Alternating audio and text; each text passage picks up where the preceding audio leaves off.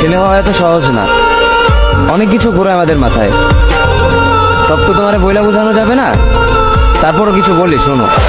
আমরা ছেলেরা বউর সামনে মার সাথে ভালো করে কথা বললে মারা চলে থাকা সন্তান, আবার মার সামনে বউর সাথে ভালো করে কথা বললে বউর গোলাম। নিজের ছেলে মেয়েদের যদি মারি আমাদের দয়া মায়া নাই, আর ওই ছেলে মেয়েদের যদি কিছু না বলি আশকারা দিতেছি। নিজের বউরে দিয়া যদি জব করাই সেই ক্ষেত্রে আমি বউর কামাই খাই, আর যদি বউরে দিয়া জব না করাই আমি সন্দেহ করি।